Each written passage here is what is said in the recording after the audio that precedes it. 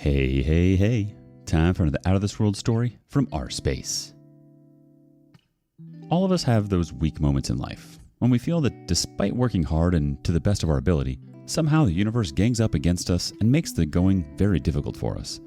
Be it in relationships, work, finances, health, or practically anything and everything in life. And sometimes we feel the urge to run. Today on rSpace, we learn that running away from any problem only increases the distance from the solution. The easiest way to escape the problem is to solve it. Today's OP finds himself left in the dust. How do I process? My wife and I have been together 10 years, married 9. She has a 14-year-old daughter who was 4 when we met. I have helped her raise this child as my own. Everything seemed fine. We had a loving marriage, our bills were always paid, we had nice cars to drive. About 3 years ago, she was having female problems with her birth control. We discussed it and decided we didn't want any more kids, so I got a vasectomy. Tuesday, she was being real short and quiet. I asked her to talk, and she shut down. I went to bed, and yesterday morning I made her talk. She told me she doesn't love me anymore, and she wanted more kids, and she can't get past it. And she is leaving me for a guy we bowl with because apparently he does want kids. I am devastated. I don't know how to proceed. I feel gutted. Thank you to everyone for your support and kind words. We also had pets. 2 dogs, one of which she had before we met, and a cat. She's just walking out on them too. The community reactions start off from Ranger Inf. If she already had the new guy lined up, the affair has been going on for some time. If she has never talked to you about changing her mind about more kids, then she is just gaslighting and making excuses. Vasectomies are reversible if you are willing to have more kids. See a lawyer so you know what a divorce would look like. Eat well, stay away from alcohol, and see your doctor if you are having trouble sleeping. You should also get tested for STDs. Sorry you're going through this. It is a terrible reward for a man that took on a woman who already had a child. But another opinion from Desert Rat 1000. Yeah, don't believe the main focus here is that she wants kids. It's she is having an affair and wants to leave you for him. The kids thing is a convenient excuse rationalization, just to ease her conscience. Give her a "this is why." She's just a cheater liar. All you can do is accept it or do your best to fight for it. Electronic ad 6915 chimes in. She may be pregnant from a affair partner too. What doesn't kill you adds this. Well, there are a lot of ways you can get pregnant and have kids, even if the husband is unable to father a child. Many couples marry, find this out about one of their partners, and then find other ways, such as IVS, adoption, etc. Almost definitely, what happened in your situation, your wife met a guy and an affair started. She fell in love with the guy, then she fell out of love with you concurrently. When the affair started, maybe she still loved you. Almost definitely, she was not thinking about having another child. She would have brought it up. If there were issues with you, she would have brought it up. When she met that guy, he or she flirted, and it felt good. She enjoyed the attention. She liked the feelings of the new relationship, the tingles, the butterflies. Those new feelings don't exist in 10-year relationships, or it's really low. Immature people don't quite get this. The new relationship feelings makes the immature cheater think, this is how I'm supposed to feel in my marriage. I am really, really missing that. I must not be in love with my husband. I must be in love with this man who is giving me feelings. Now, this is very simplistic. The actual thoughts are more subtle and nuanced, but at the basic core, that's it. While this was first happening, while she was not in love with him yet and out of love with you, she very likely tested you. She likely thought you should be a mind reader.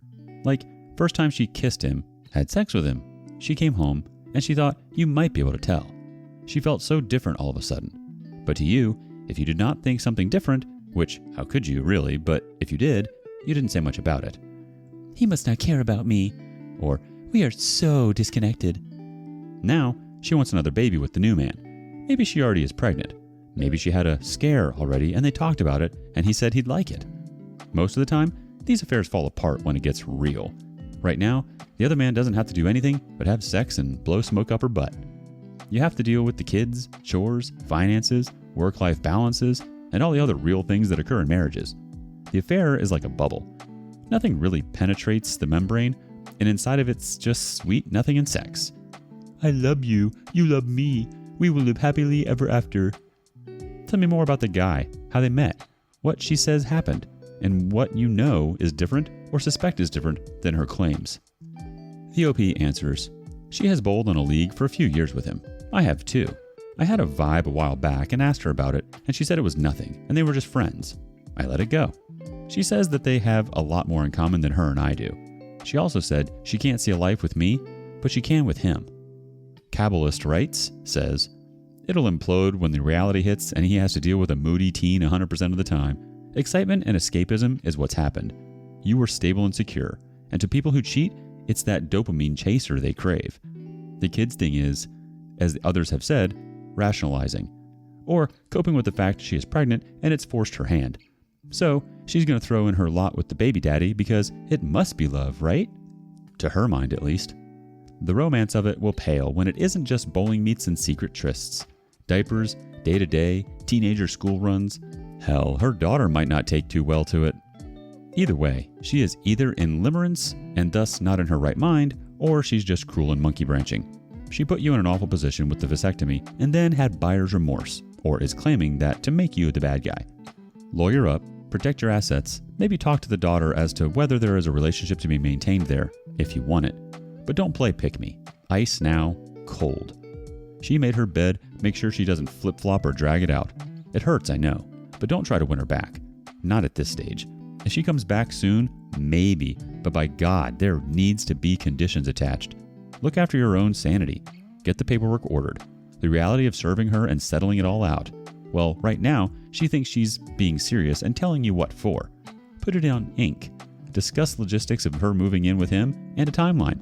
Name him in the suit maybe, as her forwarding address. But the sooner you do, the sooner you can heal and negotiate. Yikes, OP. I am so sorry. She didn't just leave you because she wants kids. It sounds like she was definitely with this guy for quite some time. Because of that, she fell out of love with you and seemingly into love with this other guy. But it's not actually love, it's just an infatuation driven by passion. It sounds like this was just an easy but pathetic excuse for her to leave you, as if a vasectomy isn't reversible. Saying that she can't see a life with you, but she can see a life with him is ridiculous. She's blinded by pure lust right now. The fire will burn out, and when it does, she'll wish she had made wiser decisions and not just thinking with her lady brain between her legs. Small update. She was staying at the house one more night. I very nicely asked her to please not bring him to the house. And what does she do? That's right. She let him into what was our home. I called her and flipped out. She is gone. I went to the house tonight and it was rough. There are still a lot of her things there. I took all of the pictures off the walls. Loco6913 reacts first. Did she destroy the house? Burn her stuff if you were allowed to. The OP replies, the house is fine. She says she will get the rest of her stuff after she lines up a storage unit. I also told her that until that is finalized, her name is on the mortgage too and I expect her half. Loco6913 responds again. Good. Maybe don't burn her crap then. Wow. Just a total lack of respect for you and the life you built together. I'm sorry, OP. She's definitely spitting it into your face.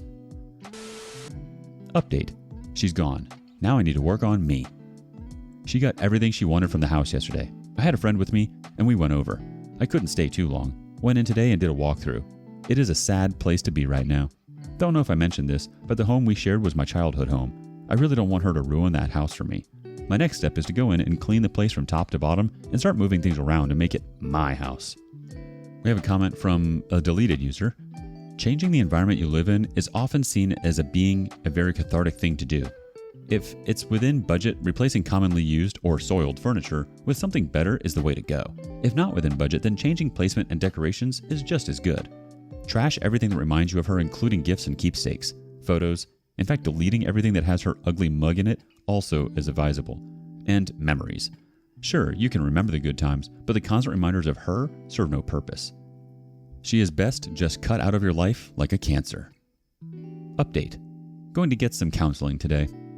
Going to try to talk through some of these feelings. I feel like I'm down in a 60-foot, that's around 18 meters for our metric friends, hole with no way to get out. I know it's only been a little over a week since D-Day, but I don't want to feel this way anymore. She was wrong and she effed up. Armor Teague 227 replies first. Be glad you got out of this before she stuck you with her affair baby. She's no longer your burden, my friend. Affair partner can have her leftovers. Go full no contact. Spend time just getting reacquainted with yourself and around good support and old and new hobbies.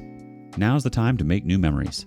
Good memories to aid in a clean slate from her depravity. Good luck, bud. Update. I feel like I'm in a better place. She's gone and her crap's gone. I've been cleaning the house and I feel better about it. Got my bedroom moved and new bedding. I'm to a point of acceptance. It still sucks and I have moments, but I'm starting to realize it's for the best. Another update. Going to court on Friday. Not looking forward to it. I have been completely no contact with her for about a month. Took the day off work. Feel like this is going to hit me hard. Wish me luck.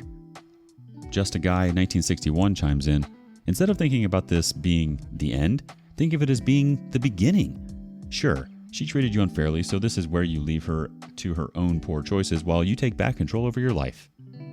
New Arrival 9860 says, keep in mind this isn't the person you knew, nor the person you married. It's now a business transaction.